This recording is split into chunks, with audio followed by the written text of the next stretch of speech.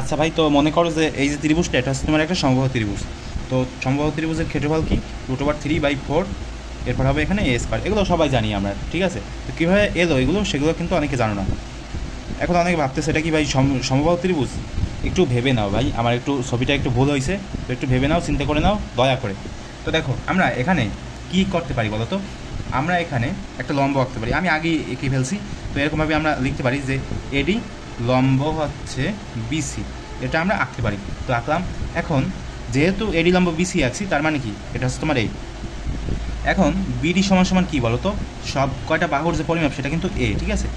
আর BD সমান সমান হচ্ছে তোমার এই যে বিডি সমান সমান কি? সিডি, ঠিক আছে? এগুলোর পরিমাপ কী হবে তাহলে? এখানে যদি তোমার এ হয়, এখানে যদি তোমার এ হয়, এখানে যদি এ হয়, তাহলে এটার যে অর্ধেকটার পরিমাপ কী হবে? হাফ। হাফ এ, ঠিক আছে? বুঝতে কি পেরেছো? এখন দেখো এ বিডি এটা যদি তোমার একটা সমকোণী ত্রিভুজ হয়, তাহলে কি আমরা লিখতে পারি না যে কোণ এ বিডি এ কী হবে? যে তোমার বিডি স্কোয়ার, ঠিক আছে? বিডি স্কোয়ার প্লাস হবে তোমার এডি স্কোয়ার, ঠিক আছে? সমান সমান কী হবে? এই যে তোমার এটা কী বলে বলো তো? অতিভুজের স্কোয়ার, ঠিক আছে? AB square. এই যে লিখলাম। এখন এখান থেকে মূলত আমরা কিসের মান বের করবো বলো তো?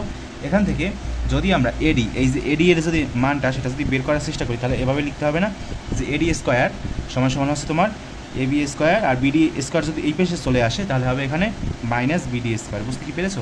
এখন এখানে কি করতে হবে? এখানে আমাদের লিখতে হবে এ বি স্কোয়ারের মান কত?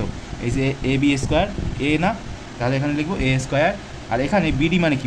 বিডি মানে হচ্ছে তোমার হাফ এ, ঠিক আছে? কীভাবে লিখতে হবে? এভাবে লিখবা যে হাফ দিয়ে উপরে হচ্ছে তোমার এ, নিচে হবে তোমার 2, উপরে হবে এ, নিচে হবে 2, আর এখানে হবে এ স্কোয়ার, ঠিক আছে? লিখলাম।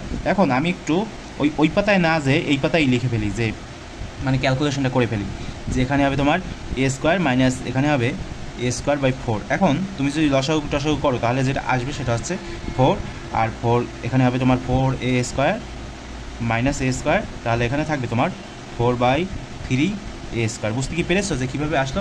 এখন কি করতে পারো বলো তো? এখন তুমি এটার যে ক্ষেত্রফল সেটা নির্ণয় করতে পারো, অর্থাৎ এবিসি সম্পূর্ণ এবিসি এর যে ক্ষেত্রফল সেটা হবে তোমার half into BC into AD, ঠিক আছে? এখন এখানে হাফ ইন্টু বিসি মানে কি ভাই? বিসি মানে হচ্ছে তোমার এ, আর এডি মানে কি? এডি তো আমরা বের করলাম নাকি? এডি হচ্ছে তোমার এখানে হবে তোমার আচ্ছা এখানে ভুল হয়েছে, এখানে হবে তোমার √, হবে, ঠিক আছে? √, যদি হয় তাহলে এখানে হবে তোমার √3, এখানে এ থাকবে সিঙ্গেল, আর নিচে থাকবে কি 2 2 4, তার মানে কী হবে? এখানে 4√3 এ স্কোয়ার, ঠিক আছে? বুঝতে কি পেরেছো? দেখো নয় হয়তো, এই যে √3 এ স্কোয়ার বাই 4।